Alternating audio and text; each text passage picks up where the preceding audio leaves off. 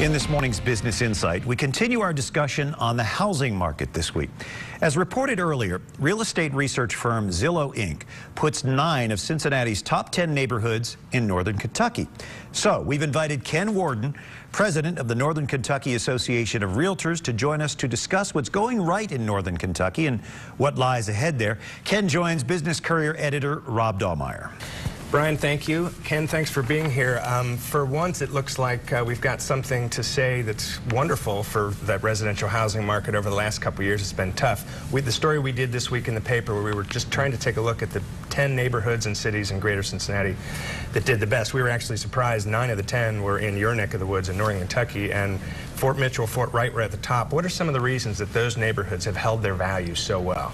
I don't know why you were so surprised. We knew it all along. It's a great place to live and raise your family and work and build your lifestyle in northern Kentucky. Those 2 particular neighborhoods that you've mentioned, or cities, are older cities. They don't have a lot of new housing stock. It's an older housing stock, but it's a housing stock with character. They've got the large front porches for you to sit on, the natural woodwork. It's just a beautiful communities to live in with easy access to downtown Cincinnati. Yeah, it's what, 10, 15 minutes to get in to downtown, depending on traffic, obviously. Depending on the new Brent Spence Bridge, it'll even be less. That's true, that's true. So this is the start, really, of the season where a lot of buyers start to jump into the market, even during bad times. So open houses are a bigger deal. What have you seen as far as what the numbers are right now? What's on the market, and are open houses doing okay? Well, we just finished up the big open house weekends, the last 2 weekends, and with that we had over 2,000 open houses in the greater Cincinnati market area during that time period.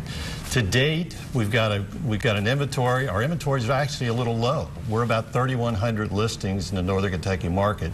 The good thing is we're almost 900 pending sales, and about 1,400 sales so far for this year. So the market is there. A lot of foot traffic in and out of the open houses, and in talking with people at U.S. Bank, they're also doing a lot of pre-qualification work. So buyers are coming in, getting qualified, so they know what they can buy, and then they're actually going out there and pulling the trigger. Well, obviously, part of your job is to be positive about residential real estate, which has not been the easiest job over the last 5 or 6 years. But what's the difference in 2012 versus a couple years ago, or even last year? You said banks are pre-qualifying people, but is there something happening just in a macro level with buyers? Why so much more action this year? I think it is because now the buyers have realized that this is the new normal. Our sellers have realized this is the new normal. So while the buyers are getting more for their dollars than what they thought they ever could, the sellers have realized that we may not get just as much as we thought we would for our house, but what we're buying, we're getting a better deal on what we're buying. So it's become a new normal. We've realized it.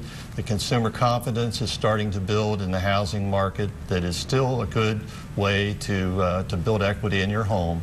At that 3 to 5% range, as hopefully it will be back starting this year.